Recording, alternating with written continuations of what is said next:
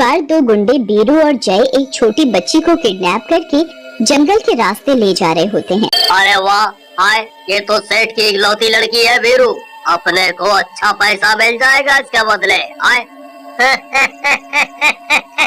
सही कहा था भाई, बहुत दिनों बाद इतना तगड़ा माल हाथ लगा है। लेकिन तभी एक बच्ची चुड़ैल उनके सामने आ जाती है।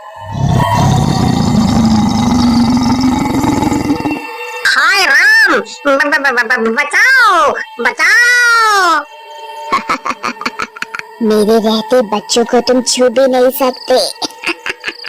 अरे अरे मर गया रे, बचाओ बचाओ। ऐसा कहकर चुड़ैल उन दोनों को मार मार कर बांध देती है।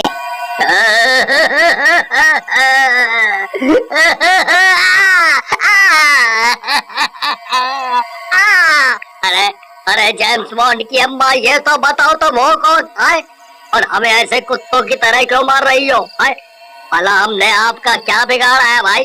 कौन हो तुम? है मरने वाले की अंतिम इच्छा पूरी करनी चाहिए। मैं तुम्हारी भी करूंगी। तो सुनो, एक गांव में पिंकी नाम की लड़की अपने पिता रामू के साथ रहती थी। उसके पिता रामू उसे बहुत प्यार करते थे। पिंकी की माँ सुषमा का बचपन में ही देहांत हो गया था। पिंकी को अपनी माँ की कमी अक्सर महसूस होती थी और वो रामू से दूसरी माँ लाने को कहती थी। पिताजी, आप दोबारा शादी कर लो ना, मेरी नई माँ आ जाएगी।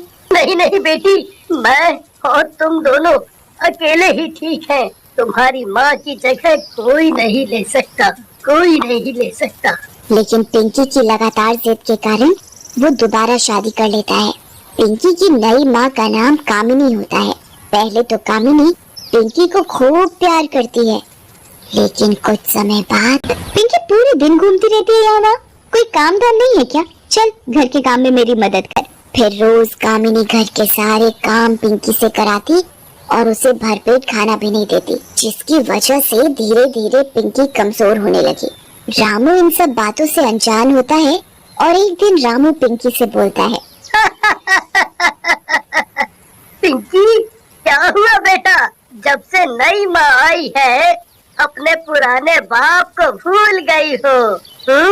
तुम्हारी माँ ठीक से तो रखती है ना तुम्हें? तुम बहुत पतली होती जा रही हो बिटिया।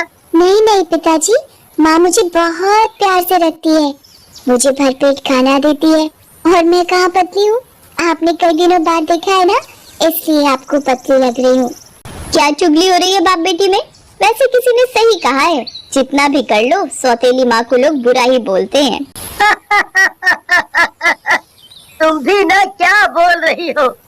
पिंकी तो तुम्हारी इतनी तारीफ कर रही थी। हाँ, तुम भी ना चक्की बहुत हो।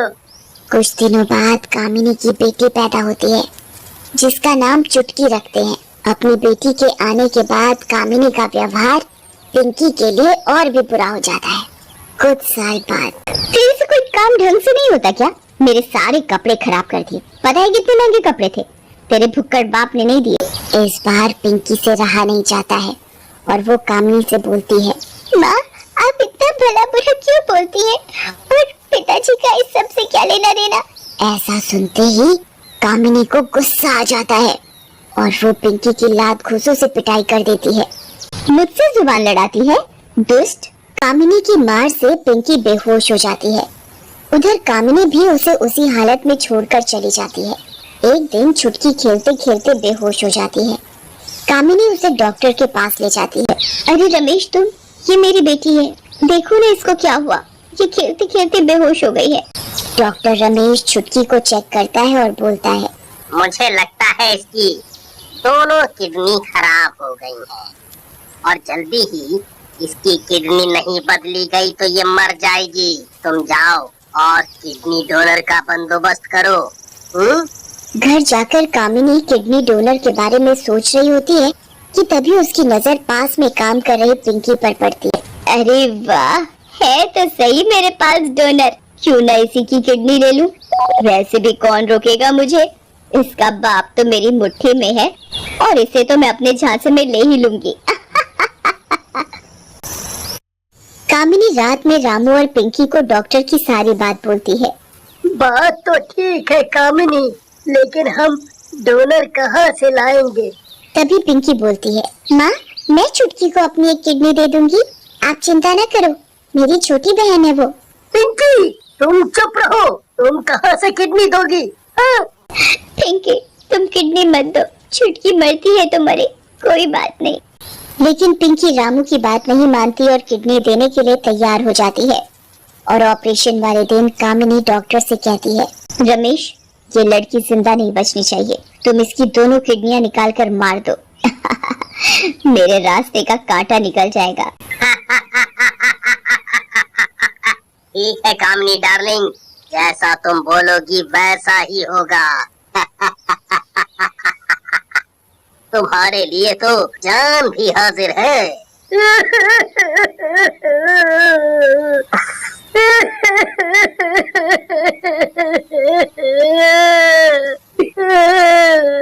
मैं शुरू से मना कर रहा था कि ये ऑपरेशन ना करवाए, लेकिन पिंकी ने मेरी बात नहीं सुनी। भला हम दोनों अब क्या कर सकते हैं, जो भगवान ने इसकी किस्मत में लिखा था। मैं तो इसकी माँ हूँ, भला मैं कोई उसका बुरा चाहूंगी। ऐसा कहकर वो दोनों पिंकी का अंतिम संस्कार कर देते हैं। कुछ दिन बाद जब रामू काम पर गया होता है, तभी डॉक्टर रमेश कामिनी के घर आता है। कामिनी, तुम्हारा नाम कामिनी नहीं बल्कि कुछ और होना चाहिए। तुम तो चालाकी में सबकी माँ हो माँ। रमेश डार्लिंग, पिंकी को तो मैंने ठिकाने लगा दिया, बस एक मौका और मिल जाए, इस रामू के बच्चे को भी अपने रास्ते से हटा दूंगी, फिर तुम और मैं बस। तभी रामू वहाँ आ जाता है। मैंने सब सुन लिया है दुष्ट औरत, तुझे जरा सी भी दया नहीं आई उस बच्ची पर। मेरी बेटी की जान ले ली तुमने, मैं तुम दोनों की जान ले लूंगा। लेकिन जैसे ही रामू उन दोनों की तरफ बढ़ता है, डॉक्टर रामू को पकड़ लेता है और फिर दोनों उसे एक कुर्सी से बांध देते हैं।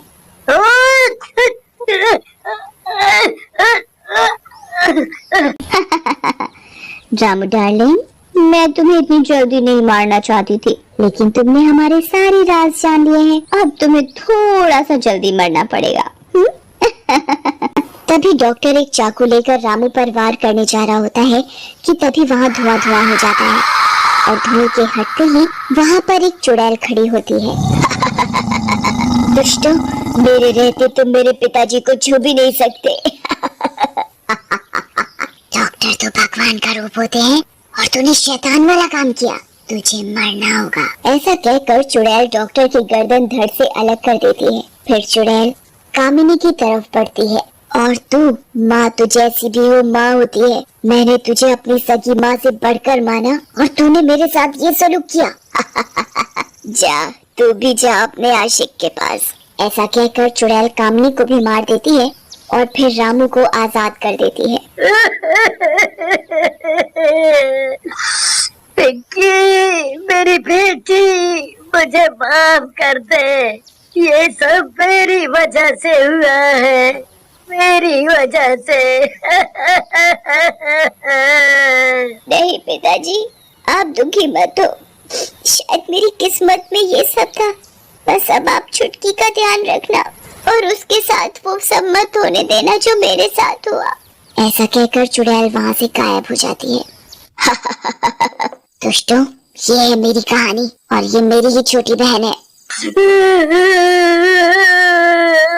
चुड़ैल जी, आपकी कहानी तो बहुत दुखी है, हमने तो सुना गए। हाँ सुन, हमका माफ कर दो, हम दोनों अभी जाकर इसको इसके पिताजी को वापस कर देंगे। हाँ, वापस कर देंगे। इसी में तुम्हारी भलाई है, क्योंकि इस रास्ते में तो मैं खड़ी हूँ। इतना बोलकर चुड़ैल गायब हो जाती है।